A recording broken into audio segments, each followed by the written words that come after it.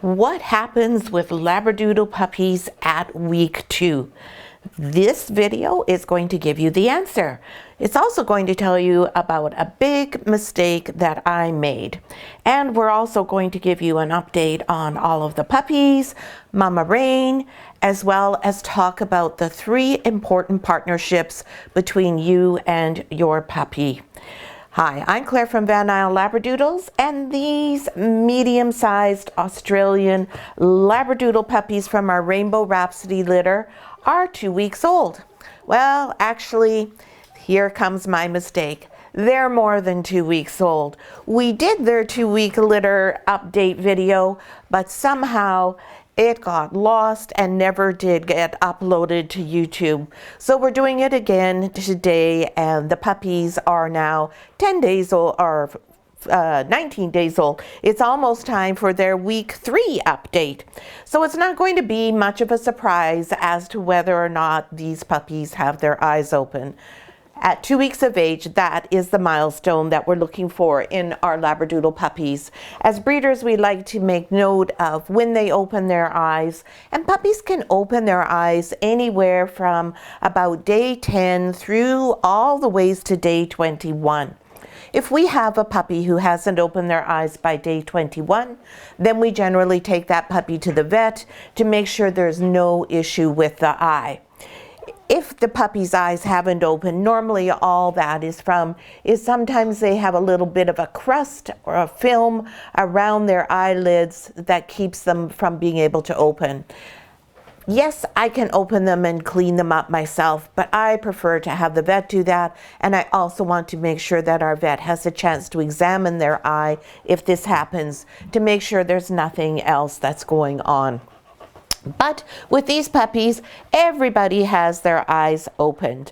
There were 2 puppies who didn't have their eyes open on day 14, so I'll leave that as a surprise till the end of the video.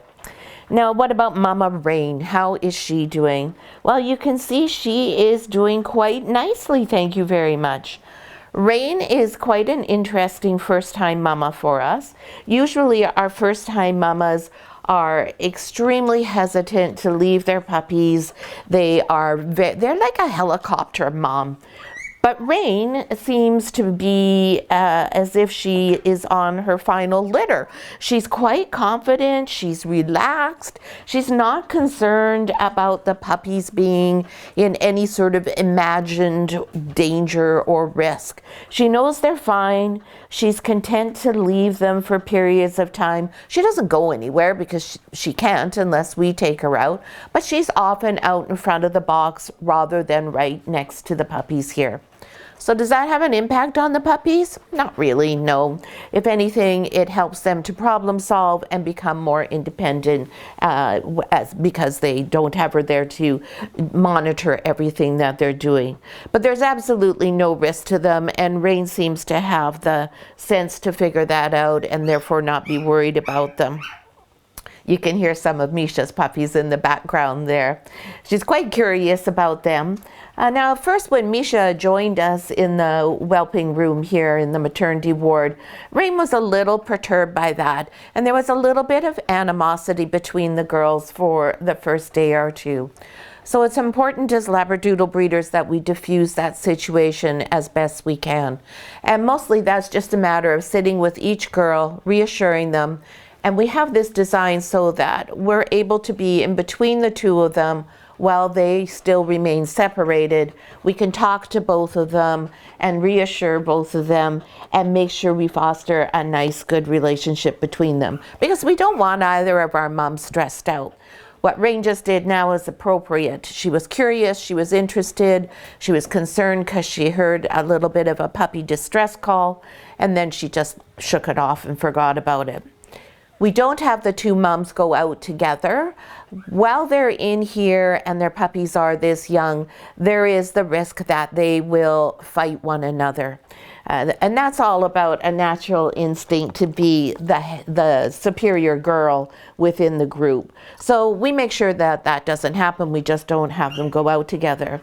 By the time they move out to the doodle den, things will be at a different stage. They'll have different emotions in terms of their attachment to the litter, and they'll be able to get along and all will be well, and we won't have to be quite so diligent. However, we do keep them separated still. We do ensure that they are not able to access one another's puppies. Hormones do strange things to us, as we know, and we definitely don't want to have any unfortunate events just as a result of hormones. So Rain continues to eat pretty well. She has a good appetite. She maybe eats a little bit less than I would like, but she's certainly eating enough to look after all the puppies. You can see that they are really quite a bit bigger than they were even when they were just a week old. Now, of course, you have the benefit of them being more than just 2 weeks old due to my mistake, and I do apologize for that and for the fact you've had to wait for this update. But the puppies are all doing fine. I think Rain's telling us she's had enough of this sitting here and nursing and wants out now. I'll just let her have a path out if she chooses to do that. And you can see we have a toy in here now for Rain as well. So Rain was kind of showing me that she was a bit bored and wasn't completely she wasn't completely involved with her puppies that was satisfying her mental needs. And so we gave her a couple of toys. She has a chew stick now regularly, and normally the toy is not right in the box with her, because you can see this is a fairly substantial one, and I don't particularly want her dropping that on the puppy if she happened to let it out of her mouth. Chances are that won't happen. Mama Labradoodles are quite smart, but we rather avoid all these risks. So that's Mama Rain. So now today I want to talk to all of you about the next step in getting ready to welcome your Isle Doodle puppy home. And that is choosing the 3 main people you will partner with for the life of your puppy. And that's your vet, your trainer, and your groomer. So let's start with the vet. All of you will receive a video from me that goes into a little bit more detail about choosing your vet, trainer, and groomer. But that video was made some time ago, and that was pre-COVID actually. And we didn't have this severe shortage of vets that we experience now. So while you may really want to have this clinic as your vet clinic, you may have to be over at this clinic just by virtue of the fact that this is the one that is accepting new patients. Most vet clinics are not accepting new patients and having a heck of a time finding vets and vet techs to come and work for them. So you may not be able to be quite as particular as you want. So normally I suggest that you go to the clinic, and I still think you should go walk around, just say hi to the staff at the front. Make sure it's got the right atmosphere and environment, that it's clean, tidy, and you're going to be comfortable taking your puppy there. And then once you go for the first time, make sure that the vet that you're seeing knows what an Australian Labradoodle is. These are not Aussie Doodles. That is a different type of dog entirely. These are not Golden Doodles. They're not anything, and they're not Labradoodles even. They are Australian Labradoodles. So why is that important? Well, first of all, for you it's important because it makes a difference on the amount, on the rate that you're charged for your pet insurance. Australian Labradoodles enjoy a lower rate of coverage cost because they're healthier. And it's important that your vet know, as well as your trainer and your groomer, because this is a different breed and every breed has its own particular needs and requirements. So if your vet doesn't know, make sure you point it out to them. You can explain to them what the differences are. You can tell them you have a pedigree, you have a registration certificate.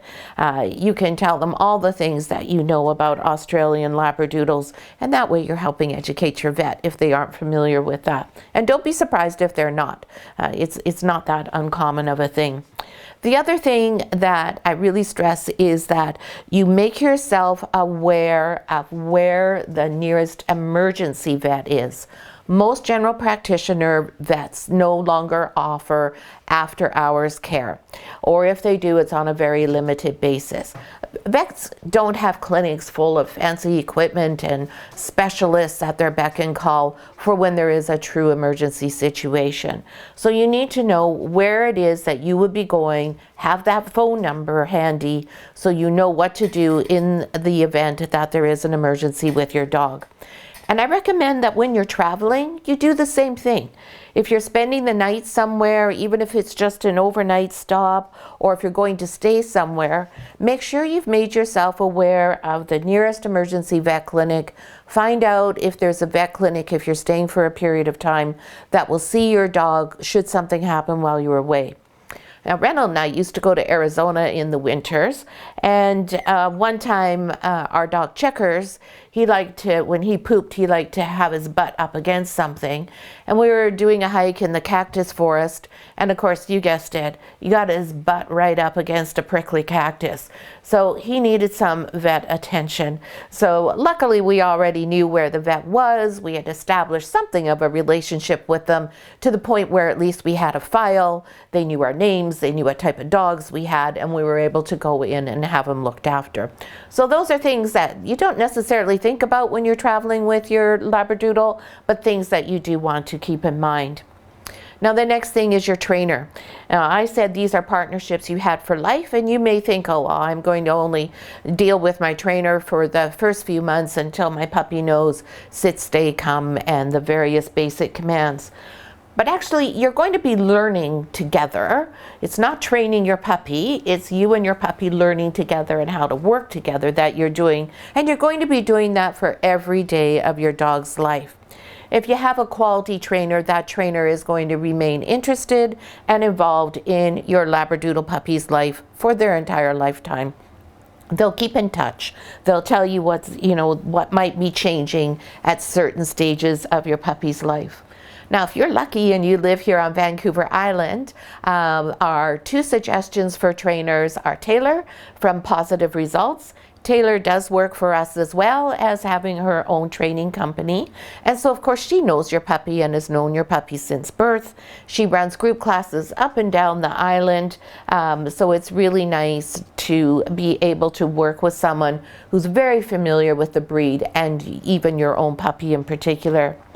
You also know that in the class there will only be other Van Isle Labradoodle dogs, so you don't have to worry about any health or safety concerns.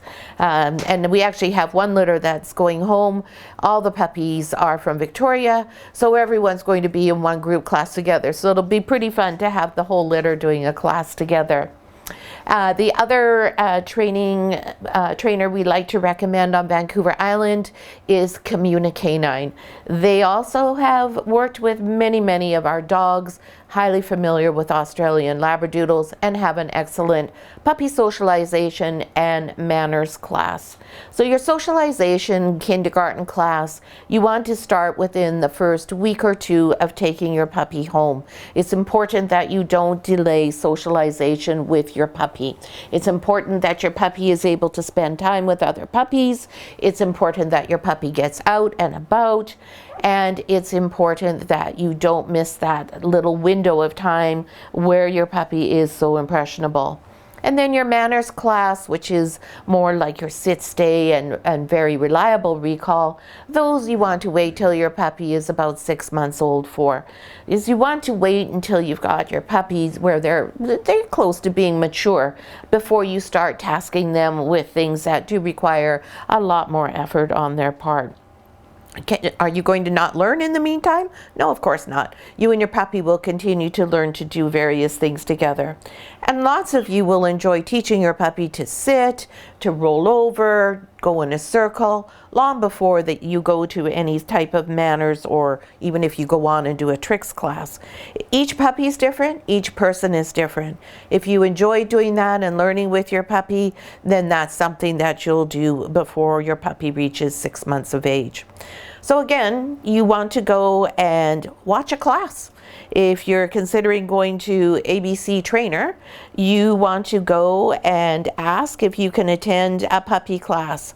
And when you go to that puppy class, you want to make sure again that this is an environment you're happy with. The style of learning is one that's comfortable for you, that the place is clean, it's well organized, that the dogs and the people are well behaved, that things are all set up for success for you and for your puppy.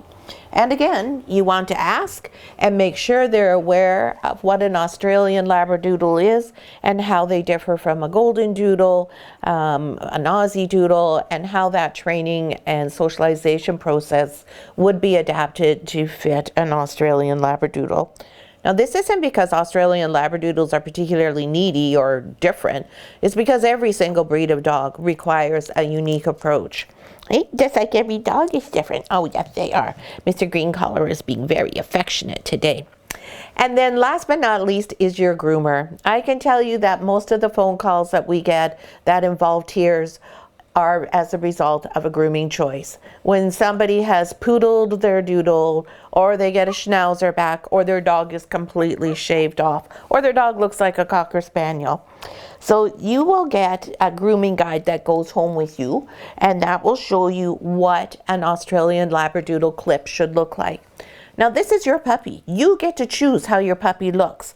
On our community page, you'll see that there's lots of our families who prefer their dogs to have that longer Cocker Spaniel style of ear.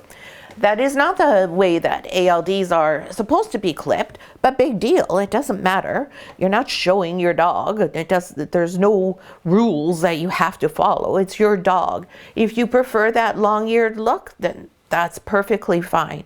If you post a picture, be aware that I will comment and say, oh, is that the look you were going for? And that if it wasn't, I'll tell you what you need to tell your groomer to how to fix that so that doesn't happen in the future. But we will send you home with pictures and a guide. You can show it to your groomer. Be considerate though. Groomers are experts, they're professionals, and they probably don't take too kindly to lay people walking up and saying, oh, here's how you should do it. Ask instead for pictures. Ask for their book with pictures that show you the ALD clips that they've done, or how they would expect that your puppy will look when they finish grooming them. And then go to the groomer again as well. Same things. You want to go and you want to make sure it's clean, it's professionally run, it's tidy. Of course, there's going to be dog hair because they are cutting dogs' coats, so don't expect there not to be dog hair everywhere.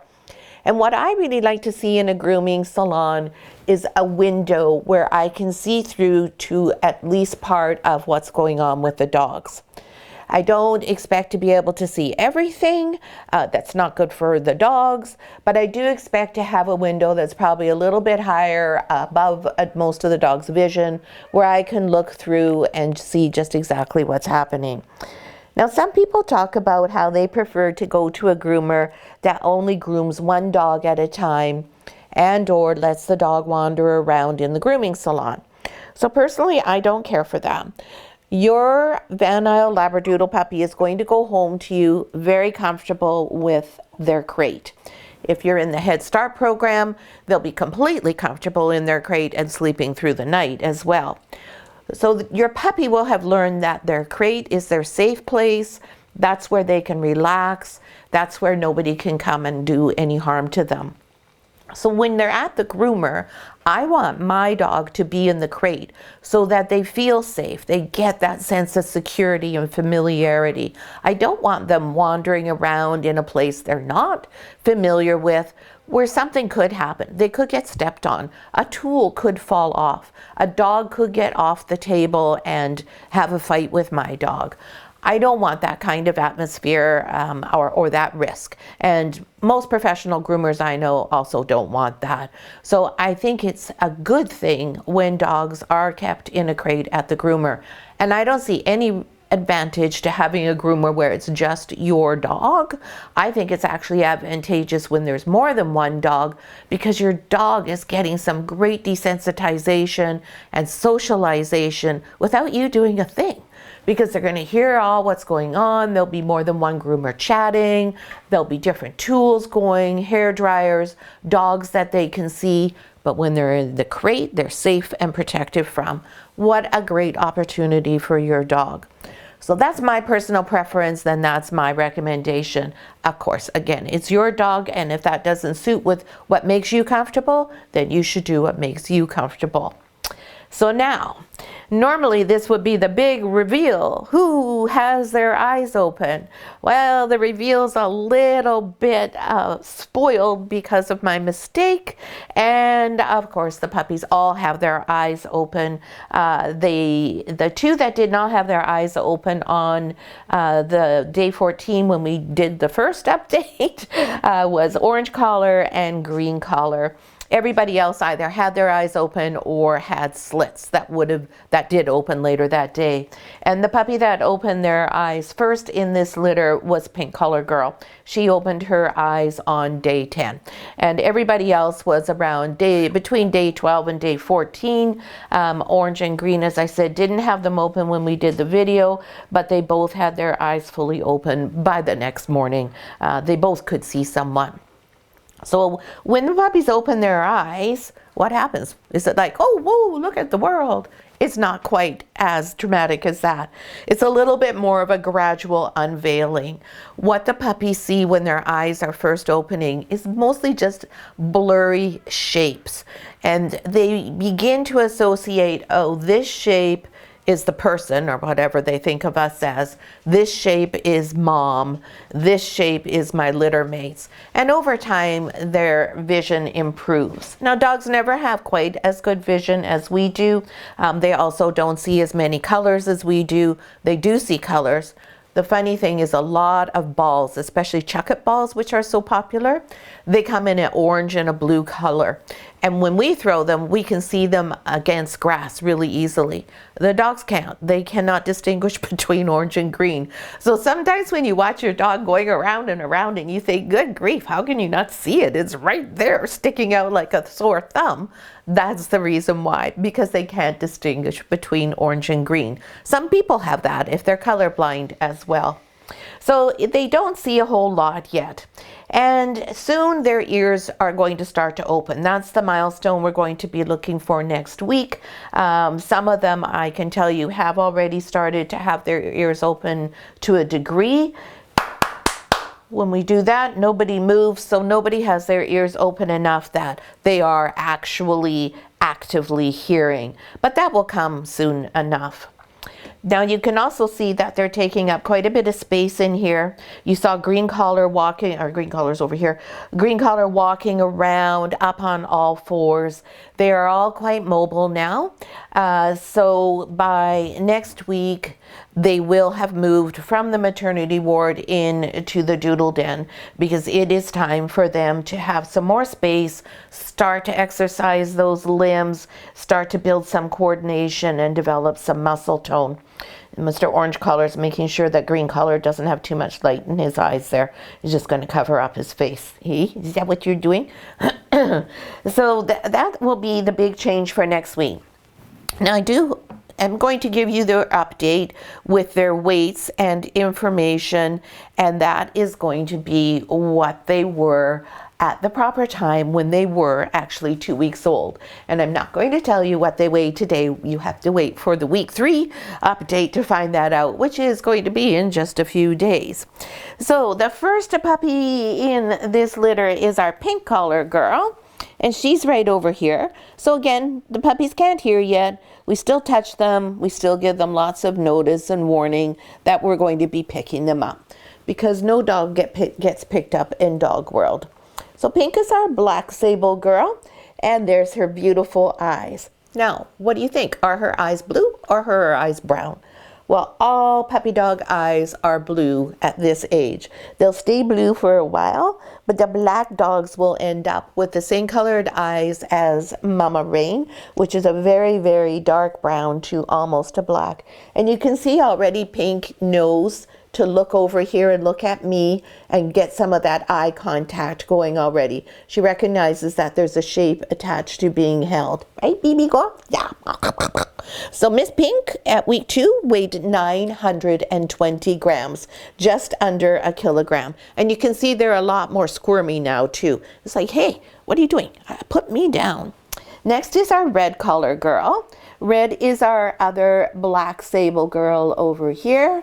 And oh, she's going to show me her tummy. Look at that pretty tummy. We give her a little tummy rub. They really quite enjoy having that done. We'll move her so her little tottery sister there doesn't step on her. It's really fun to watch them tottering around. Red collar girl, this pretty black sable. There, you can really get a good shot of those blue eyes. Whoopsie. Here we go. She can't decide whether she wants to look at me, and I'm trying to get her to look at you so you can see those big blue eyes. And if you can see, they're a little bit almost cloudy looking. That's just because they're not focused, or they're not developed enough to really have excellent focus right now. Hello, baby. That will change very shortly. That's a lovely kisses. And Miss Red Collar Girl at 2 weeks was 791 grams. So she's considerably smaller than her sister Pink. And then next we have Green Collar Boy. That was who was running around before trying to get all the hugs and kisses in there. Excuse me here, Miss Pinky. I need to get you out of the out of the way, I mean, so I can come to your brother here, Mr. Green. Hello, Mr. Green. Hello, sweetheart. There, look at those beautiful eyes. He's a handsome boy. And now this is one of our chocolate sables because he's got the brown nose. And look at those beautiful high-set ears. Gorgeous head on this puppy. If you're a Labradoodle breeder, this is the type of dog that you're always aiming for in terms of how his head appeared anyways. And Mr. Green is 732 grams, and he's the tiniest puppy in the litter. But he has a big personality, as you saw, and clearly has lots of muscle strength. No problem walking around at all. Then we have Purple Collar. Purple, Purple, where are you? Here we go. There we go, sweetheart. Hi. Hi, baby. Purple Collar is another girl. Hi. There she is. And she's a chocolate sable. And look at, she's got her brother's cute little high-set ears. And there's her big blue eyes that she's showing. Oh, and her great big yawn. See, right inside your mouth. What a pretty girl you are. And Purple Collar Girl was 855 grams at week 2. Good girl. Then we have Blue Collar Boy, who's right here beside me. Hello, Blue Collar. Hi. Hi. Such nice, soft, smooth coats. These coats are going to be fairly straight to wavy fleece coats for these Labradoodle puppies. Again, this puppy's got a really nice head, and there's those beautiful big blue eyes. And you can see his eyes are a little bit clearer looking, so they're probably just a little bit more developed than his brothers were. Just another bit up in the process. Oh, Mama Bean's going to come and check and make sure I'm not doing anything wrong with her babies. Would you like me to move my legs for you? Would you like to be able to get in more? There you go. And Blue Collar is 853 grams when he was 2 weeks old. Then we're going to have Orange Collar. And we're going to have to be quick now because as soon as the puppies know that Mom's here, they're not going to be happy with me picking them up and showing them to you. Here's Mr. Orangey Porangey. Hello, sweetie. Oh, I'm so sleepy I can hardly open my eyes. There we go. Big yawn. There's the eyes showing. Again, pretty blue eyes. This puppy has some lovely little white markings on him. A very handsome boy. Oh, just very handsome. And Mr. Orange was 813 grams when he was 2 weeks old. And then last but not least is Yellow Collar Girl, who I believe is right here. I think you're yellow, aren't you? Oh, no, that's green again. Sorry, my mistake. Oh, no, yellow's already found Mom. I'm going to have to disappoint her and pull her off of there, if I can find her in here with everybody. Yes, I know, Rain. I just have one more puppy to do, okay? I just have to find Yellow Collar. Yeah, where is Yellow Collar? I'm missing a puppy. There she is, right here. There we go. I was mixing her up with her sister. Yes, there she is. Another one of the pretty black sable girls. And come on, just show everybody your eyes. Never mind mommy for a sec. Come on, I'll try and distract her this way. Because you know they have their heat sensors. If we put some heat in front of them, that's the direction that their nose goes in. Oh my goodness me. Help, let me down. I gotta get to my mom. So there she goes in a mad panic. And there's her little head popping up. Oh, that's too funny. So yellow color was 757 grams at week 2. And there's Rain being a little bit more accommodating for the babies by lying down for them. We've got one on the wrong side here though, who is actually attached, so I'm not going to roll her right over. I'll let the puppies work that out.